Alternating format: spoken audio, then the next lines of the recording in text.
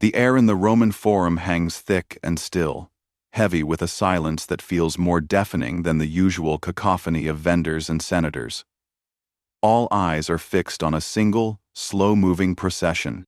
It is not a parade of triumphant legions laden with the spoils of war, but a somber, terrifying spectacle.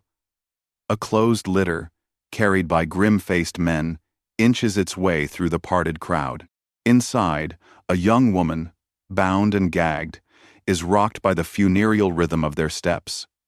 She is not a foreign enemy or a common criminal. She is a Vestal Virgin, one of Rome's most sacred figures, now condemned to a fate worse than a simple execution.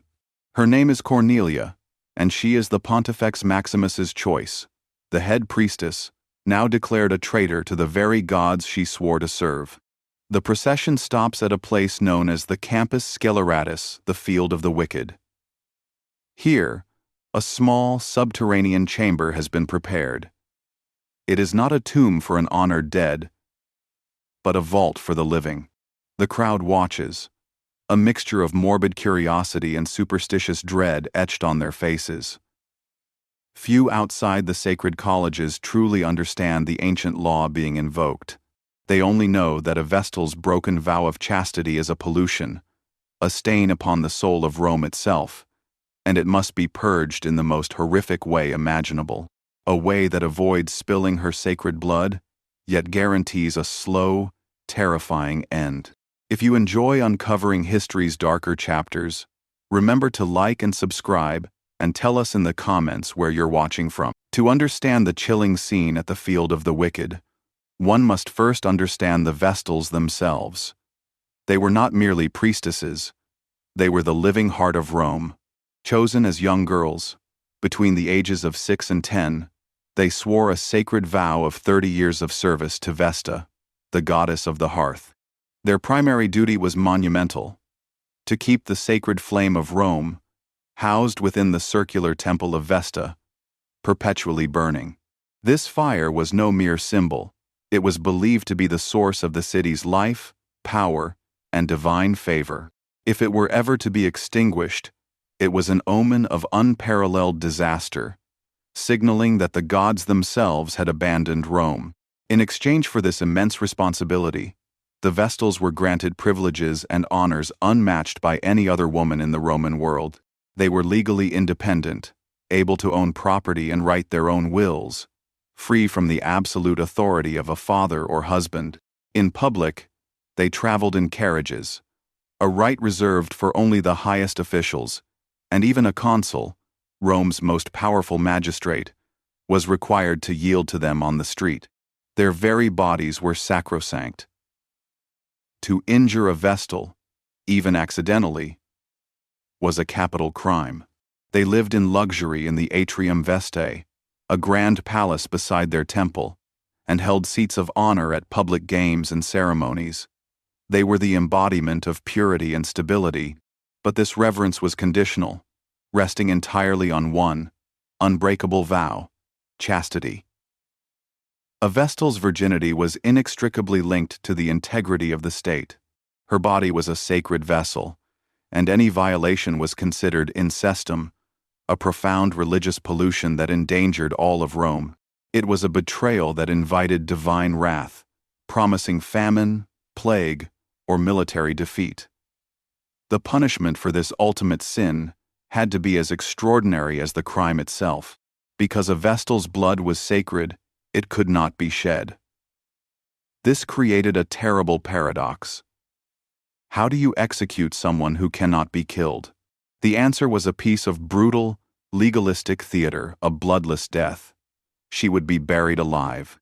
By providing her with a scant portion of bread, a little water, a lamp, and a bed within her subterranean cell, the state could argue it was not actively murdering her.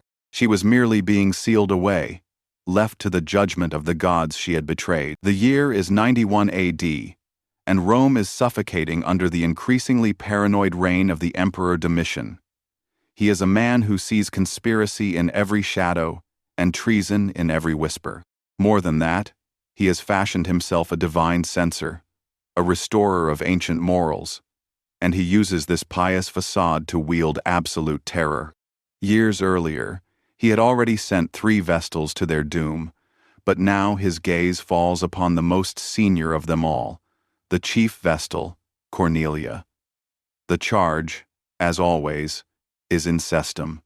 A knight named Celer is named as her supposed lover. Whether there is any truth to the accusation is irrelevant. In Domitian's Rome, the accusation itself is the death sentence. The trial is a mockery of justice, presided over by Domitian in his capacity as Pontifex Maximus, the chief priest of Rome. He is both prosecutor and judge. Evidence is manufactured, testimonies are extracted under torture, and Cornelia's dignified proclamations of innocence are dismissed as the lies of a corrupted soul. The verdict is inevitable, a foregone conclusion before the proceedings even began. Cornelia is guilty. The ancient law must be invoked. The day of the entombment arrives, and the city holds its breath. The procession begins at the house of the Vestals. Cornelia is not let out in chains for the public to scorn. Instead, she is placed inside a sealed litter, bound and gagged. The gag serves a dual purpose. It prevents her from crying out, but more importantly, it stops her from uttering a curse upon the city that condemns her. Her sacred voice, once used for prayers, is now deemed too dangerous to be heard. The litter bearers, their faces stony, carry her through the silent, crowded streets, past the temples and law courts, on a final journey toward the Colline Gate. They arrive at the Campus Sceleratus. The air here feels colder, the ground unhallowed. A narrow opening in the earth reveals a steep ladder descending into darkness. This is her tomb, a small, purpose-built chamber dug into the soil. Domitian, robed in the garments of the Pontifex Maximus, steps forward. He raises his hands to the heavens and recites a solemn prayer, not for the condemned woman, but for the city. He speaks of cleansing Rome of her pollution, of restoring the favor of Vesta. His words are a chilling performance of piety, a public absolution for the horror he is about to commit. Cornelia is removed from the litter. Her bonds are cut. For a moment, she stands free, a white-robed figure, against a backdrop of solemn priests and a pitiless sky. The historian Pliny the Younger, who wrote of this day, recounts a final, heart-wrenching detail. As she is led toward the ladder, her toga snags on a step. With a quiet, almost automatic gesture of decorum, she stoops to adjust it, a final, futile act of maintaining her dignity in the face of ultimate degradation. The executioner offers her his hand to help her down, but she shrinks away, turning her head aside as if refusing to be touched by the profane world that has condemned her. She descends into the darkness alone. The chamber is small, barely large enough for the meager items it contains. A simple cot, a lit lamp with a small amount of oil, a loaf of bread, and a flask of water. These are not provisions for life, but props in a legal fiction.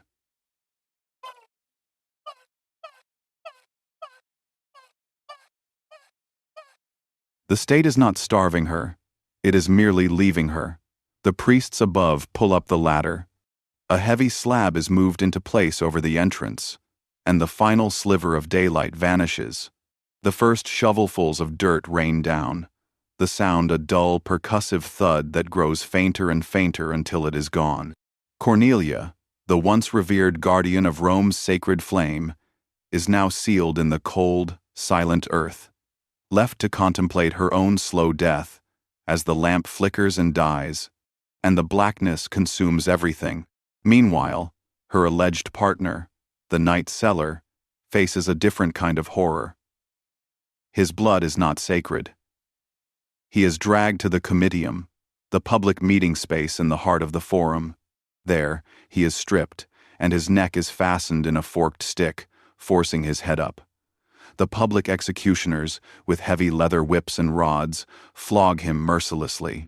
His death is loud, brutal, and swift, a stark and savage contrast to the silent, drawn-out torment designed for the Vestal, a punishment meticulously crafted to be as psychologically terrifying as it was final. Once the last mound of earth is patted into place, the priests turn and walk away, their ritual duty fulfilled. Domitian, the self-appointed guardian of Roman virtue, leaves the field of the wicked, his authority absolute and unquestioned. Rome has been cleansed. The crowd disperses, carrying with them the chilling image of a living woman swallowed by the earth, a story they will tell in hushed, fearful tones for years to come. The sacred flame in the temple of Vesta continues to burn, now tended by priestesses who have received the most brutal of warnings. Their sanctity is a gift from the emperor, and it can be revoked at his whim. But this spectacle was never truly about piety. It was a calculated act of political terror. By executing the chief Vestal, Domitian demonstrated that no one, no matter how revered or sacred, was beyond the reach of his power. It sent a shockwave through the Roman aristocracy, a clear message that loyalty was the only virtue that truly mattered. Historical accounts, particularly from writers like Pliny the Younger who despised the emperor, paint the event as a grotesque abuse of religious tradition, using the gods as a shield for tyranny. The act becomes a defining moment of Domitian's reign, a symbol of his paranoia and cruelty. The most potent and disturbing irony, however, was whispered in the corridors of the imperial palace. While Domitian was burying Cornelia alive for an unproven charge of unchastity, he himself was widely rumored to have engaged in an incestuous affair with his own niece, Julia Flavia. He had even forced an abortion on her, which led to her death. The moral crusader who demanded absolute purity from his priestesses was, in private, a man of profound corruption. His public performance of religious duty was a monstrous hypocrisy. This act of sanctimonious brutality, along with countless others, festered in the memory of the Roman elite.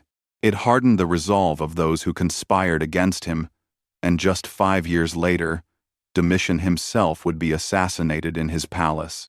The man who sealed a woman in the earth to purify Rome was ultimately consumed by the very terror he had cultivated. The field of the wicked eventually faded back into the anonymous landscape of the city. But the small chamber beneath remained, a silent, unmarked monument to a forgotten woman. We will never know if Cornelia was truly guilty of breaking her vow, or if she was simply a casualty of an emperor's tyrannical ambition. Her voice was silenced first by a gag, and then forever by a ton of earth. Her tomb was not a resting place, but a cage designed for a slow descent into madness and death, a bloodless murder disguised as a divine sentence. It leaves us with a chilling question. Which is the greater sacrilege, a priestess's broken vow of chastity, or a ruler's absolute corruption of faith to serve his own bloody-minded power? That's the true story most people never hear. What's your take on it? Let us know in the comments.